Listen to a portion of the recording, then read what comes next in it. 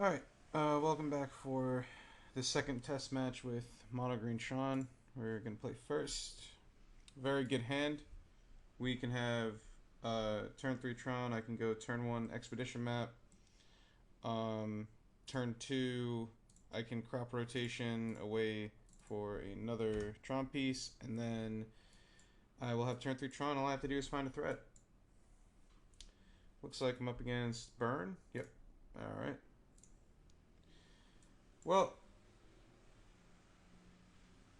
actually, since I drew Prism, I guess turn 3 Tron is probably the way that I'm going to win here. So I can just do it at the end of turn, actually. Again, another deck where Fangren Marauder is just, of course, insane. Also, being able to go Ulamog's Crushers as quickly as possible is insane because they don't have many lands to work with anyway. So you can just Crusher. The problem is it's Burn, so you know they can kill you extremely quickly. So there isn't much you could do about that.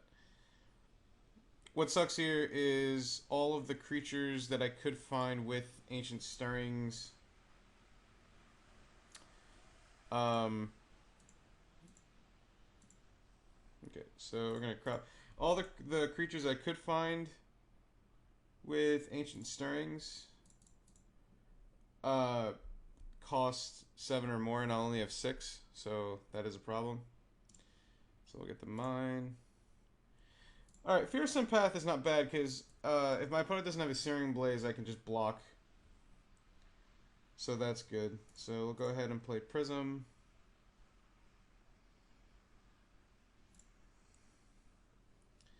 Drew another land, that's fine. We'll play green. Play Fierce Empath. So I can go get Fangren Marauder. And then I can use Chromatic Star into Ancient Stirrings to be able to gain a bunch of life. And we'll go ahead and play the Chromatic Star. And we'll pass the turn. Now, of course, it is Burn, so they can kill the Fangren Marauder. I mean, it only takes 2 lightning bolts. It takes a Chain Lightning and a Lightning Bolt, or some combination of said cards. So, you know, it's not out of the woods. Looks like they don't have a Searing Blaze. Some Burn decks don't play Searing Blaze, and some do. I personally don't like the card in a format that doesn't have fetch lands, but that's just me. I don't even like it in a format that has fetch lands. Alright, so it looks like we're going to get to gain a bunch of life here, which is good. We even have a Haunted Phonograph to get back either Fierce Empath or the Fangren Marauder later. So we'll go ahead and play Fangren Marauder. Sack this for a green. Go ahead and draw a card. Yes, and yes. Automaton. Alright, not exactly what I wanted. I'd rather get the Expedition Map so that I can gain life. And the Expedition Map, you know, in case the Fangren Marauder lives. Also, I'm not gonna need 2 Crushers to win this match. And on the off chance, since my opponent only has 2 lands, on the off chance that my Fangren Marauder lives, I can go crack the map, get it something, and then go Ulamog's Crusher next turn. Excuse me, and then I think the game will pretty much be over. Okay, well, if my opponent's going Needle Drop, I think, yeah, this game is probably over. My opponent's going Needle Drop. That probably tells me that, like, they have 2 Fire Blasts in hand. Maybe they had another Rift Bolt. They probably only have, like, 1 Bolt or 1 Chain Lightning.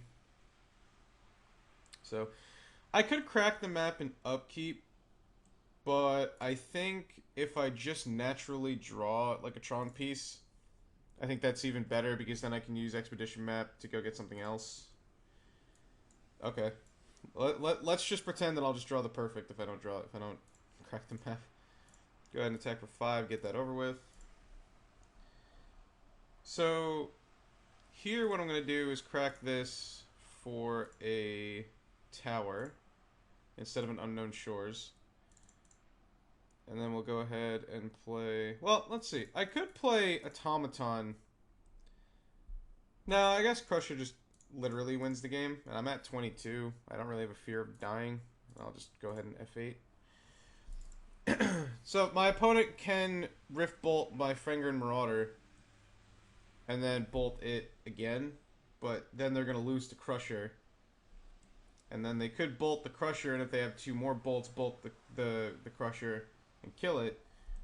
But then the Fenrir Marauder is going to win the game. So my burn opponent is in a very, very tough situation right now. This is one of the strengths of this deck is you, because of crop rotation, have such a higher chance of getting a turn 3 Tron that it's so consistent. Is he going to Fire Blast my Lumos Crusher? I suppose that is something, but yeah, alright. I suppose that is something that my opponent could have done, but it's not going to amount to much. So, just going to bring in the gain life cards and the Cop Red. You don't really need to bring in Rare Revelation to beat the Curse. I mean, you could, but it's just not really... It's not necessary. So, this is another match where you don't need Rolling Thunder necessarily. Now, I could have kept it in against Affinity, but the fact of the matter is against the Affinity deck, the only things that really matter are Ulamog's Crusher to win the game and Fenrir Marauder. Rolling Thunder is really against like decks like White Weenie, Goblins, Elves, things like that. Things where, you know, there's no like combo kill potential or the deck isn't just fast enough. You know, like with Burn, the deck is fast enough that Rolling Thunder's not going to do anything, and they're not strong enough where Ulamog's Crusher will probably just win the game. That being said, Maul Splicer's not really that much... It isn't really that good. It's not that needed. And then Wretched Griff is not great. The reason why Wretched Griff is not great is because it doesn't turn on Feed the Clan. It's very expensive, and you don't really want to cut any of your turbo cards because the way that you win this matchup is getting turn 3 Tron extremely quickly. So you want to keep that in mind. Just go back into it. We'll see how this goes. Ooh. Well, this is interesting. I have literally everything that I need in my hand. Except for a second source. But I'm going to keep, because I can go turn 1 Chromatic Sphere. Turn 2, I can go Ancient Stirrings. And the fact of the matter is, if I draw a second land, I have Expedition Map to go get some other stuff. Lava Spike, okay. Alright, well, I'm going to play Chromatic Star. The reason I'm going to play Chromatic Star is on the off chance my opponent brought in Smash the Smithereens, which, you know, many Burn players either tend to do or at least have in their sideboard. If they kill this, at least I still draw a card. Nurse's Tower. Okay, so here I think I'm just going to play Cop Red. Just get that down as quickly as possible. Just get that out and play. Drew another Chromatic Effect. Another Chromatic Effect is not terrible. Because at this point, I pretty much have everything that I need. I really just need to draw some lands. Alright, Incinerate me. That's cool. So next turn, I'm probably, if I don't draw a land, I'm just going to play a Chromatic Sphere. Or, actually, most likely I'll probably play Chromatic Sphere, because then I think I have a better chance of finding a land off the Ancient Stirrings than doing it the slow way. Prophetic Prism. Alright, let's go ahead and play Sphere. So, my opponent can kill me. My opponent needs 4 spells to kill me. They need Fire Blast. They need, like, Land, Flame Rift, Fire Blast, Bolt. And that's a lot. So I'm just going to go ahead and crack this for green. Crop Rotation, huh? Now that's interesting because I can get us... Okay, so here's what I'm going to do. I'm going to Crop Rotation instead. Get another Urza piece into play untapped and play the map. And then next turn, I can crack the map and I'll have Tron up. And then I can just take a turn off. And that'll all be fine. Ooh, never mind. Smash Smithereens. Okay. Well, I guess I'll just play Chromatic Star and... I think I'll just pass and just wait. So I was right that my opponent did have Smash Smithereens. Go me. not great for me, but okay. Another chromatic effect. Go ahead and crack this for a green. Finger Marauder. Not exactly what I need right now. Another Urza's Tower, huh? Okay. Well, I guess Tower is the most beneficial, so just go ahead and get the Tower and pass. You want to really leave up Cop Red as much as possible. Like, I could play Prism right now, but I don't want to tap out because then I really do have a chance of dying. I just need to get Tron right now, and then that'll be that. Because once I get Tron out, I'll be able to go Finger Marauder and defeat the clan and sack a bunch of stuff, and you know, that whole spiel. To beat Cop Red, other than Flaring Pain, the Burn player needs like quite a bit of lands in play and needs to hope that the Cop player does not have a lot of lands. Oh, that's annoying. Well, I think I'll just play the land.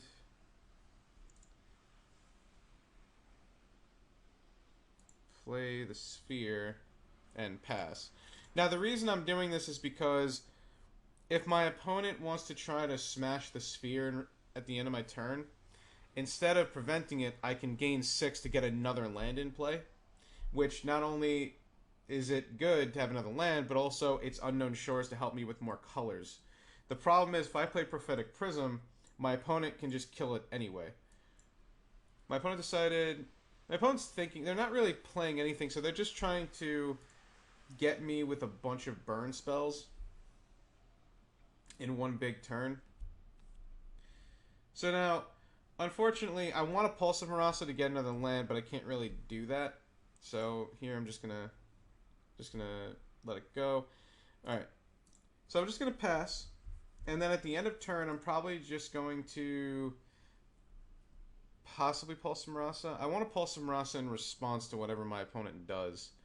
My opponent at this point definitely has a Fire Blast and probably two bolts in hand. I'd have to imagine. So here's what's gonna happen. I'm gonna crack this for a green. I'm gonna Pulse of Marasa the Unknown Shores. My opponent can bolt me and then bolt me down to 2, but then I can prevent the Fire Blast because I'll have 1 up. So I think I should be safe. I can't imagine I'm not. Who gains the 6 life? I always gain the 6 life. Okay. I just need to have an actual target. We'll see what my opponent does here. My opponent does nothing. What is in my opponent's hand? It's at least a Fire Blast. Maybe 2. I know they have at least a bolt of some kind. Maybe a Chain Lightning or something. The one Cop Red doing God's work. Oh, man. This is how overpowered Cop Red can be. Okay, well, there's Expedition Map. The game just turned. So go ahead and do that, and then we'll get Urza's Mine. We'll play the Mine. And just pass the turn. There's literally no reason to actually do anything else, because what I can do now is, because I have 3 Urza's Towers, I have so much mana, I can just go Ulamog's Crusher next turn. At this point, with my opponent only having 2 lands in play, 1 swing from Ulamog's Crusher is just going to shore up the game. Ooh, there's a 3rd land. No Stone Rain, though. I have not seen Burn players play Stone Rain. Some of them play Raise, but it's not common. And also, I can gain 10 life now with the Feed the Clan in response. So this game should pretty much be over. It was kind of a weird game. My opponent did not have a great draw. I think they mulled to 6. I don't remember. And I had the Cop Red. Yeah, and the game is over there. So just give me a second. Okay, so there you really saw. I think in those 2 matches you really saw like what this deck really does. Against Burn, you know, you saw just the power of the Turbotron aspect. And then in game 2, I got really lucky that I was able to ride that early Cop Red to victory. Of course, you saw how good Cop Red is against Burn. I don't need to prove that to you. Anyway. But what you also saw was just how many cards and draws that this deck can cycle through. You saw the power of crop rotation as I almost had turn 3 Tron, as I almost had Tron really quickly if my opponent didn't have the Smash to Smithereens. You saw just how well this deck can flow, how fast it can be. Against the Affinity player, of course, not only did you see the power of Fangren Marauder, but you also saw just how fast my deck can be. Because in Game 1, I lost on turn 4, but then in Games 2 and 3, I was able to set up so well that I just won the game with, things like turn 3 Tron and whatnot. And you saw how every single turn, I'm just constantly playing a big creature. That's not something that most... excuse me. That's not something that most Tron decks can do. It's just every turn, it's either Ancient Stirrings into your big guys, Fierce Empath into your big guys, just casting a big guy, drawing a big guy, getting a big guy back and playing him. It's just, this deck does two things well. It gets Tron online as fast as possible, and then just plays big dudes every single turn. So the question is, would I recommend this deck right now? Yeah, I would. I think this deck's really good. I think it has really good matchups against against almost all the aggro decks. Because you have access to so many colors, you can pretty much put in the sideboard whatever you feel like you need that day. Even your control matchup, I've beaten Teachings, quite a few times just because they just run out of stuff to kill my dudes with. And I just have so many ways to get them back, and I have so many dudes to actually play that just win the game. And you're not a dog to really anything. And the fact of the matter is that people need to draw more than one Stone Rain to beat you on a good day, or just in general on average. So my verdict is yes, I would recommend this deck. But take my word for it. If you don't want to play this deck, you don't have to. I don't claim to be an expert. I do not speak gospel. If you have any changes you would make to this deck, of course this deck is not set in stone. You can customize it as many times as you need to until it fits your needs. Let me know what you would do.